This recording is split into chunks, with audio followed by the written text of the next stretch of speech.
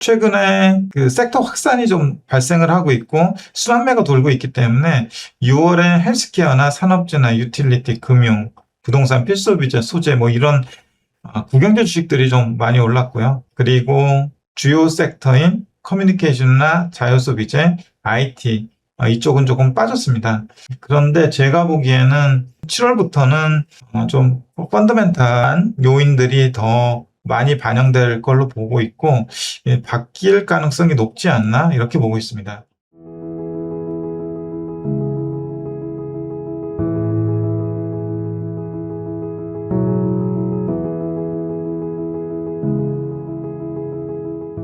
안녕하세요. 최일호입니다.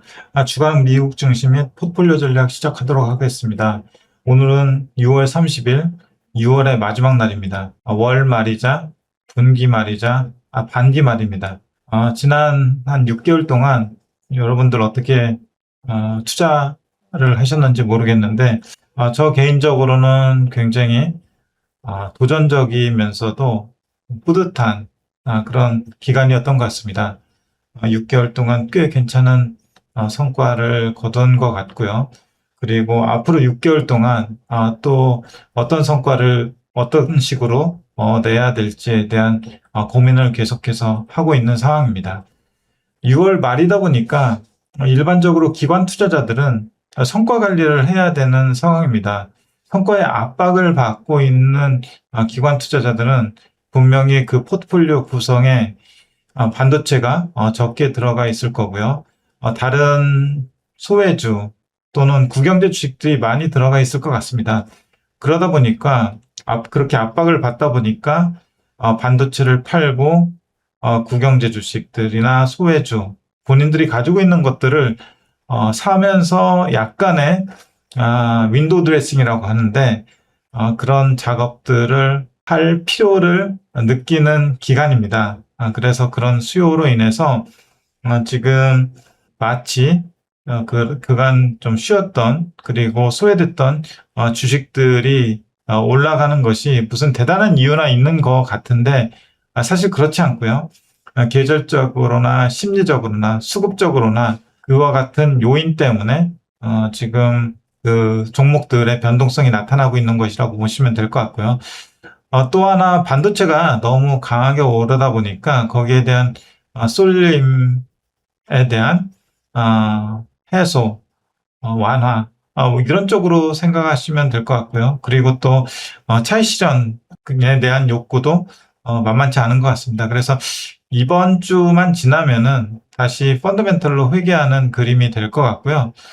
그 과정에서 어떤 것들을 좀 체크해야 되는지 한번 살펴보는 시간을 갖도록 하겠습니다. 최근 5일 흐름만 보면은 M7하고 RSP, S&P 500 동일 가중 지수를 추종하는 ETF고요. SPY는 시가총액 지수를 추종하는 ETF, QQQ는 다 아시다시피 나스닥 100을 추종하는 ETF입니다. 보시다시피 M7을 추종하는 ETF 보면은 MAGS라고 하는데, MAX라고 하는데, 이 ETF가 이번 주 5거래일 동안에 2.37% 정도 올랐고요. RSP, 동일가중 ETF가 0.54%, 그리고 SPY가 0.3% 올랐습니다. 대체적으로 M7이 소외되어 있었는데, SOXX, 필반 지수를 추종하는 ETF가 마이너스 3.6%를 기록하는 과정에서 M7이 반등이 나타났다고 보시면 될 것 같고요. QQQ 또한 마이너스를 기록을 했습니다. 그런데 이들의 이제 특징이 M7 자체가 올 연초 이후에 마이너스 3.7을 기록하면서 상당히 소외되어 있었고요. 그리고 동일 가중 ETF가 11.22%, SPY가 8.66% 정도 상승을 했습니다. 반면에 필반 지수를 추종하는 속스 같은 경우는 104%가 올라서 다른 지수들 대비 상당히 우월한 성과를 기록을 했고요. 그러다 보니까 차익 실현 욕구가 당연히 존재했을 거라고 생각합니다. QQQ 또한 17.87% 오르면서 다른 지수들 대비 좋은 성과를 나타냈는데 이번 주에 차익 실현이 나타나는 걸로 보여집니다. 그래서 이번 주만 지나면 약간 그 수급이나 심리나 계절성 이런 부분들에 의한 변동성은 좀 완화될 걸로 생각이 되고 있고요. 기존 주도주들이 다시 복귀할 거로 보고 있습니다. 그래서 최근 나타나는 변동성에 대해서 너무 과잉 반응하거나 또는 확대해서 가는 오류를 범하면 안 되겠습니다.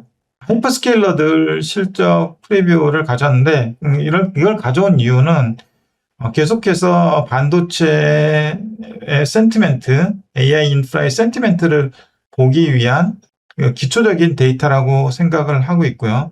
그리고 특히 캐펙스가 어떻게 나오느냐에 따라서 모멘텀의 강도가 결정이 되기 때문에 그런 부분들을 좀 체크해야 될 것 같고요. 또 이 회사들이 너무 돈을 못 벌으면은 캐펙스 할 여력이 없기 때문에 매출이나 영업이익률이 어떻게 흘러가고 있는지 보면 좋을 것 같습니다. 일단 영업이익률하고 캐펙스 위주로 보시면은요, 아마존 같은 경우는 영업이익률이 12%를 기록할 걸로 보여지고 있고요. 그리고 그 이후 분기에는 12.2%를 기록할 걸로 보고 있습니다. 작년 2분기 같은 경우는 11.4%로 0.6%포인트가 이번 분기에 전년 동기 대비 개선이 되는 모습이고요. 그리고 캐펙스 같은 경우는 48.5 빌리언 달러 정도를 기록할 걸로 보고 있는데 그 다음 분기는 51.7 빌리언 달러로 한 47.4%가 증가할 걸로 보고 있습니다. 그래서 50% 내외의 캐펙스를 아마존 같은 경우는 유지하고 있다라고 보시면 될 것 같습니다. 그리고 마이크로소프트인데요. 마이크로소프트 같은 경우에 현재 그 영업이익률 자체가 44.7%를 기록할 걸로 시장에서는 보고 있고요.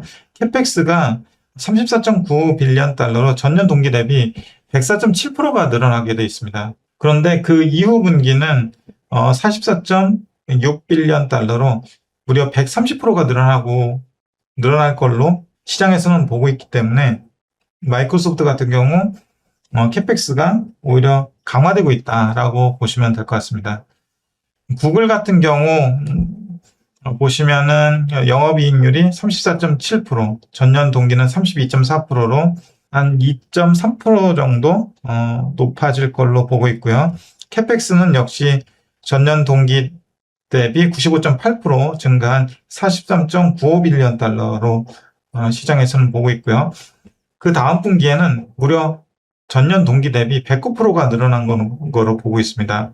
구글의 클라우드 서비스가 무섭게 치고 올라오고 있는데 이번에 발표된 분기 클라우드 매출의 전년 동기 대비 증가율은 64% 정도로 예상이 되고 있고요.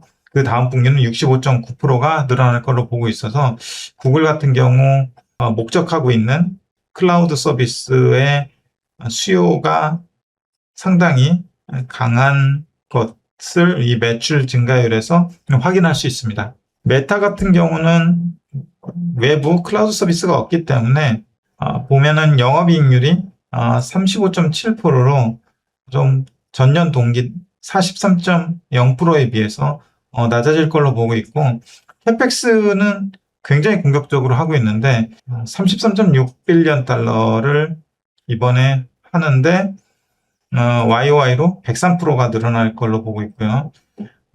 그 다음 분기는 110%가 늘어날 걸로 보고 있습니다. 메타 같은 경우는 이번 분기부터 자유현금 또는 영업현금 흐름이 마이너스에 도달할 걸로 보이면서 향후에 이렇게 간다면 자금 조달의 필요성도 있어 보입니다. 주요 증시 보면은 6월에 반등을 지금 하고 있는데 최근에 그 변동성으로 인해서 그 반등 폭은 조금 낮아졌습니다. 6월 26일 현재 니케이가 4.6% 정도 상승을 했고요. 유로스탁스 600이 1.6% 정도 상승을 했습니다. 연초 이후 보면은 코스피가 여전히 압도적인 상승률을 보여주고 있고 99.6%를 기록하고 있고요. 니케이 225는 37.8%를 기록하고 있습니다.